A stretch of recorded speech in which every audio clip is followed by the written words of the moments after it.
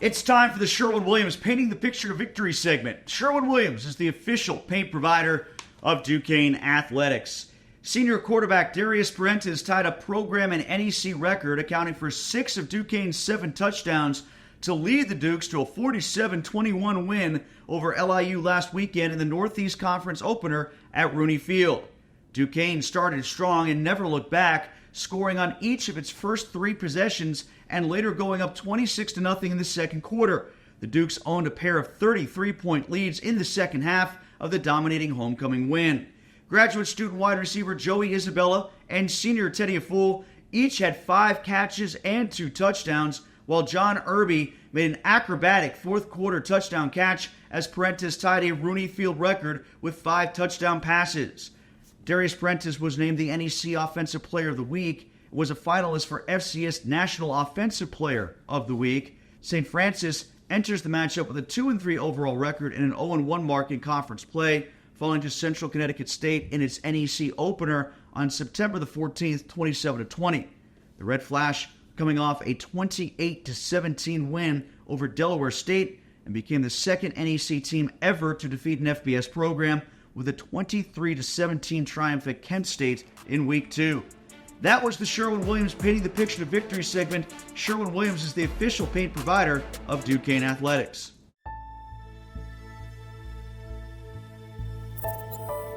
I was diagnosed with a very rare form of cancer and told you should seek end-of-life care.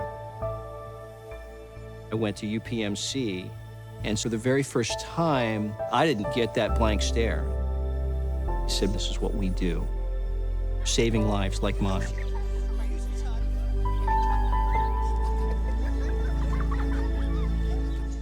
For all your sports watching needs and great food, meet me at Mike's. Mike's Beer Bar was voted best sports bar in Pittsburgh. 300 local beers, 80 local taps, over 500 beers, and steak on a stone.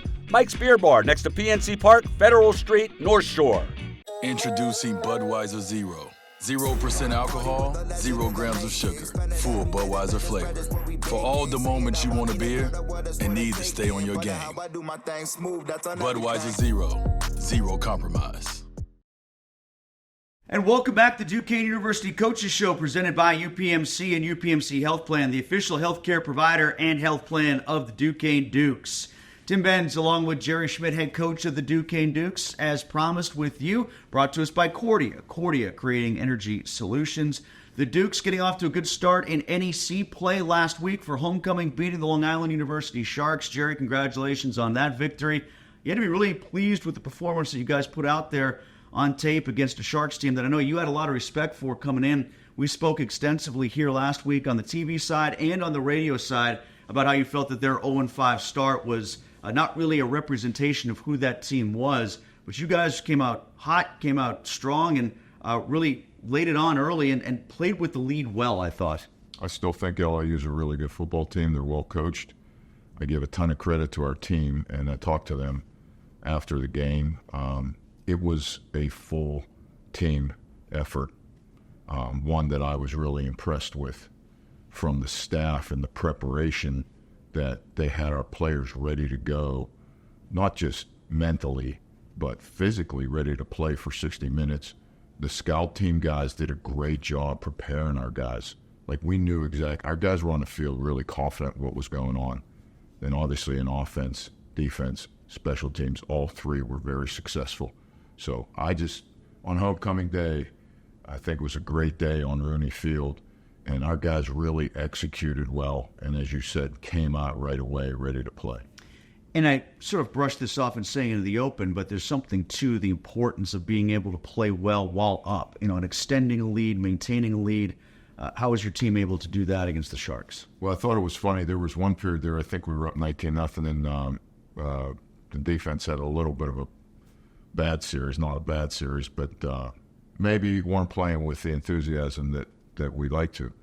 And I was headed down there, and A.J. Ackerman right away said, "Coach, this isn't acceptable." And so you got that team leadership, him and Kersinger, Epps, those guys were on those guys right away. And so when it comes internal like that, it's really good. I know the bye week can be a double-edged sword. I hear that from college coaches when it happens, NFL coaches when it happens. It can go either way. You can sometimes have teams that lose their mojo or just come out with a lull after the week off, or you get healthy, you get reinvigorated, you get energized. And I think it obviously went the second way for you, which is good. And having the element of the bye coming right before the start of conference play, which is like a re-injected new season almost for you guys, that seemed to dovetail nicely emotionally for your team. It did really. And, we talked about not only LIU, but the bye week. You're not sure how sometimes teams respond, as you said. And so I was really concerned about this football game. And I kept saying to them, it's the way we play. And we came out and played Duquesne football, and it paid off for our guys. Give the offensive staff a ton of credit. Prepared our guys to come out right away. Darius was on, the receivers were catching the ball, and we were running the football. And so we came out right off the bat and set the tone in that football game and then sustained it through the game. You brought up Darius Perrantes and the job that he did at quarterback and was named NEC Offensive Player of the Week by virtue of the way he performed, not only with the yardage that he threw for and the accuracy with which he threw, but the scoring as well. He had 5 touchdowns in the air, and I'm going to say 1.5 running the football. I don't know if you can get a hockey assist on a touchdown, but he probably should have had 7 touchdowns. One went to Terrabrella, the tight end, who covered the fumble that he had going across the goal line. But he was credited for 6, almost 7 on the day, 5 through the air. What went into Darius's preparation during the week that allowed him to play the way that he did against Long Island University? I'm really happy that he got all those touchdowns. He deserved it. He's really worked on the mental part of his game. We know he has a really good arm. We know he can get out of the pocket and escape. He sees the field when he's scrambling. But he made his reads, made really good reads, not only passing, but the time that he kept the football and ran it in the end zone. That's understanding his run game, understanding where the secondary is rotating, knowing there's nobody over there, the defensive end crash, and he ran it in for 7 yards. So the mental part of his game is just continuing to increase, and it adds to his already talent and ability. To that point, did you always know that was in him when he first got here? Because pretty clearly there was an athletic side that enticed you guys, and you knew he was going to be a really good quarterback after Joe Mishler left. But how about the evolution of the mental capacity that he's shown you? I think it's part of any college football player, and especially a quarterback. As you develop through the years, the game starts to slow down and you see more things, and you're able to control more things on your own, especially when you have the ball in your hand. If you make good decisions, even the check down that he threw, he had not done that. He likes to get the ball down the field, and rightfully so. It was really talented receivers this year and past years. And we were so happy that he threw the check down, and it was wide open. It's unfortunate at times in football. It's the way it bounces. Sometimes the ball gets tipped and he got an interception. And, in the stat column, it looks like an interception. It was a really good play and a really good read. Let's talk a little bit about Joey Isabella, who was our guest last week. Darius is going to join us here in a little bit, but Joey Isabella was with us and had another really nice game for you guys and made one of the tougher catches you're going to see over the middle, and then allowed himself some actual emotion on the field, which I know you guys got a kick out of, huh? Yeah, I was really happy for him. What a catch. Unbelievable. Took the hit, held the football. Just a phenomenal catch. I think I said last week, he makes critical catches in critical situations, and that was an example of it. And then he got up and gave the little first down sign, and, that's the most emotion we've seen from him, and it's good. So really happy for him. He also scored the touchdown and replaced the pylon, which I thought was nice of him. Doing the groundskeeping work as well along the way. That's who he is. He takes care of details in everything that he does, and he's concerned about those things, and that's why he's such a good player. Last 2 things on last week's game, because I want to talk about the defense too, but one more thing on offense, and that's got to do with Jamario Clements, who again was a primetime performer for the NEC this week as well. Had another really solid game, and he started one game where he started to flash, and you guys got a glimpse of what could become this year with him. Was St. Francis, and that's your opponent this week, but last year he was really good against them. What did you think of Jamario's game this past week against Long Island University? He's consistently getting better in his patience. That's what we've been working on, and that's paid off for him. And he's letting his line blocking, take him where he has to go. And it's pretty tough to defend a running back when you're doing that. And he's got the ability, and he's got explosiveness, and it showed. And I'm happy with that room, with Taj nursing and coming back off this injury. We hope to get him here soon. Sean Solomon stepped up and had 20 carries and really did a good job working with Jamario in the backfield. In discussing the offensive line, him running behind that unit, it was banged up at times in the pre-conference slate. Boy, it felt like that bye hit at the perfect time for them specifically, because not only they called back healthy, they came back looking fresh too. Yeah, it did. They got healthy over those bye weeks, and there's some depth there, and boy, did they set the tone right off the bat. And give a lot of credit to those guys, and they were getting after it, and they kept up. Even the guys went in the fourth quarter. Coaches developing those guys, the younger guys, and they wanted to get after it. They wanted to punch one in at the end there, So it's good to see.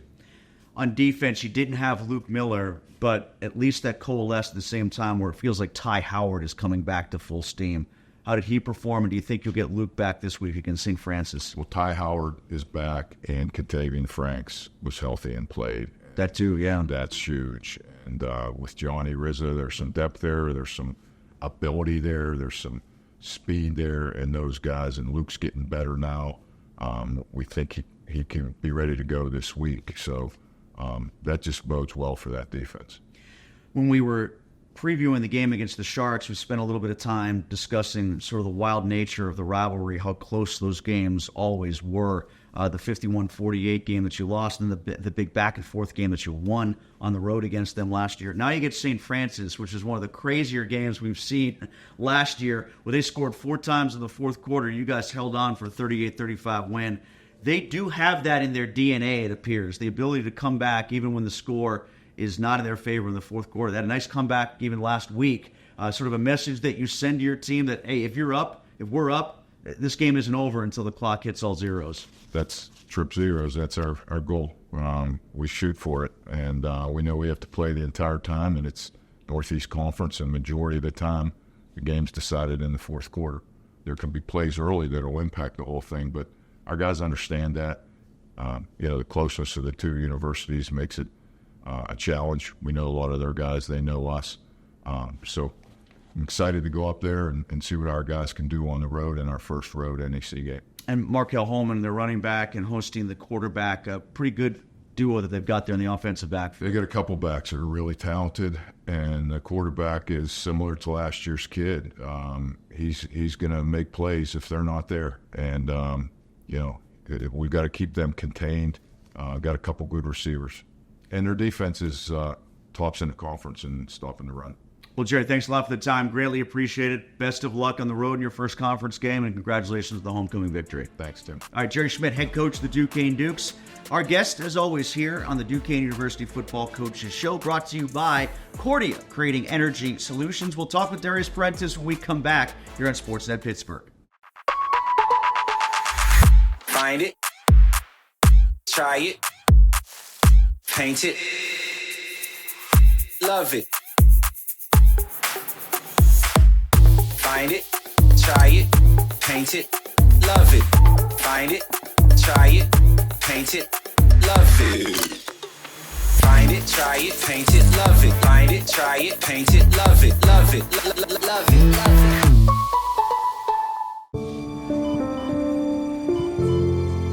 The reason we do this is to change the lives of patients for the better. Pancreatic cancer has a reputation for being a tough cancer to deal with. If you can add mileage to someone's life, the ability for patients to live longer, enjoy time with their family, witness a wedding of a daughter or a son, that's really what we're aiming for. At Duquesne, it's our job.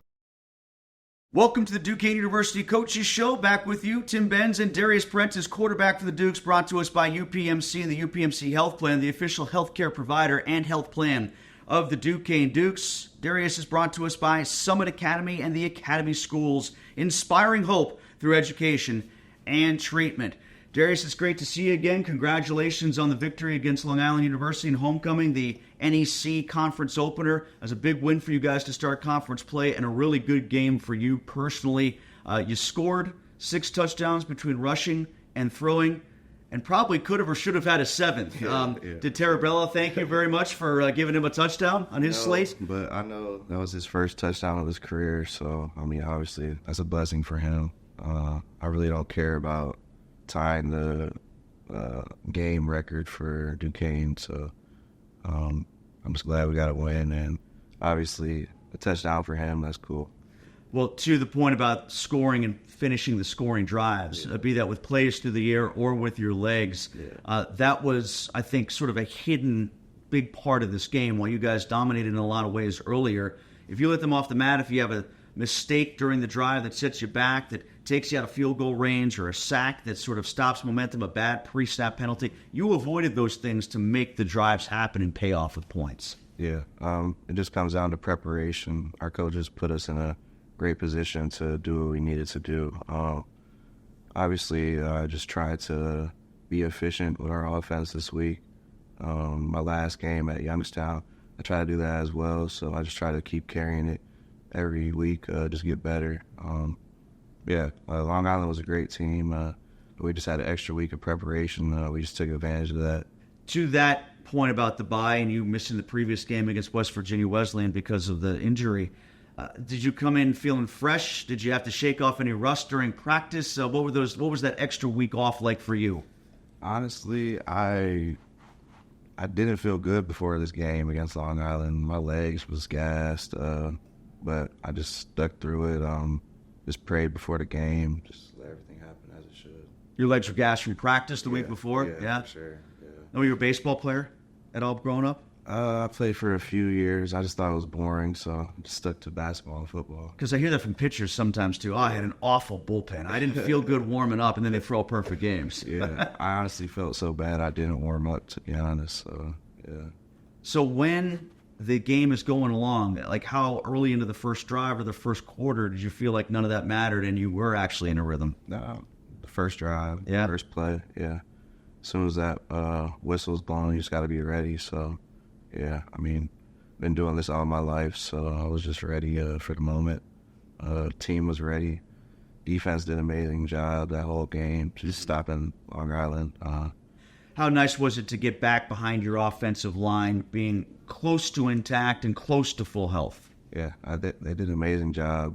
The run game, pass game, protecting me. This whole week, we just try to get a lot of mental stuff down, just prepping. They did a great job. I'm not sore at all right now, so obviously that's good. That means they was doing their job protecting me. We just got to carry it into next week. Last time we spoke was in advance of the opener against Toledo, and we talked a little bit about building chemistry with the new receivers. You don't have Keyshawn Brown.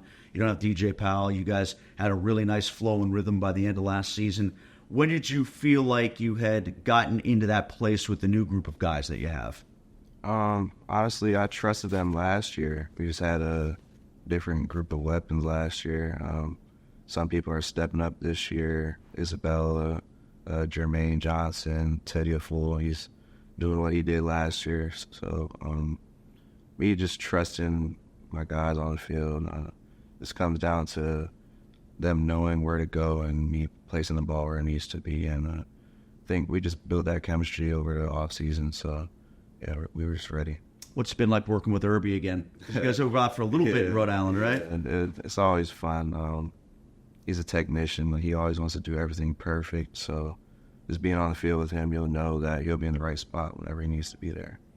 How nice has it been to have Isabella at full speed as the conference season has started here? You could feel it coming in the Youngstown State game. And I know Coach Schmitt and I talked about this during the TV taping last week, that it's sometimes hard when you think you have a good player at about 75, 80%. You want to use them, but you also know with some of the injury history he's had to battle through, you don't want to lose them for sure once you get into conference play. So as a quarterback, I'm sure you wanted to see that weapon out there more often, but it felt like he was brought along at a right pace because it's paying off now. Yeah, he's starting to feel better, so we're starting to see him more in practice. So we're just trying to apply that to the field during the games, and it showed this week for sure. Coach Schmitt just talked about him and attention to detail. You talked about it a little bit with Irby too. What is it about Joey where that manifests on game day? Yeah, he just has a great IQ, just a natural ability for the game, knows where to be, how to spin off tackles. You seen the one-hand grab last week in traffic. I got him killed. Sorry about that. But, he's just a tough player. He just learned from his brother, so it's great to have him on the team. Now, we were laughing about it, but as a quarterback, you throw a ball like that and your receiver makes a great play. Is there a moment when you let it go, you say, oh no? Or like, what's going through your head as you're watching that release your hand? When it released my hand, I was like, it's too good to be true. He looked too wide open in the middle of the field. And I seen the defender coming. I just prayed he would just grab it. He did. He got back up. I said, I'm sorry after. On to the next play. The next play was a touchdown, so definitely made up for it. Now, St. Francis, you know what these guys are like, having played them last year when they had that big comeback and scored 4 times in the fourth quarter, got the onside kick, and they showed it again this year, last week. They had this never-say-die attitude, so I would expect it to be close to the fourth quarter game again, and if that is the case, if you do get up, say like you did against Long Island last week, is there a known message already in your guys' heads that, hey, these guys have a tendency to come back? Yeah.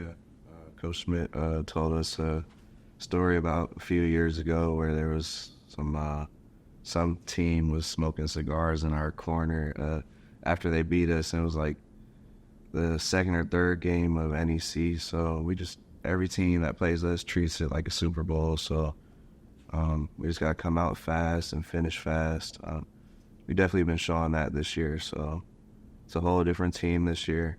They have a whole different team, but it's definitely going to be a fun one. Great. Well, thanks, Darius. Really appreciate the time. Appreciate you coming on. Best of luck against St. Francis, and congratulations on the Player of the Week honors after the win over Long Island University. All right. It. Darius Perrantes, quarterback of the Duquesne Dukes. Plenty more to come as we roll on here. Brought to you by UPMC and the UPMC Health Plan, the official health care provider and health plan of the Duquesne Dukes. At Cordia, we approach energy from a different point of view, asking what's next instead of what now. Perfecting solutions long before they are needed. Our team pushes boundaries, asks tough questions, and explores every possibility. We drive innovation, so the energy you rely on today paves the way to a more sustainable tomorrow. Cordia, creating energy solutions. Science doesn't happen in a silo. More and more, we need to have expertise from lots of different fields. And so that's one of the amazing things here at Hillman. Everyone here is committed to doing research that is going to ultimately help patients' lives. So bringing together lots of different smart minds that have a common mission is really the way that we're going to move forward. It's time to look behind the numbers, courtesy of the accounting and consulting firm Schneider Downs.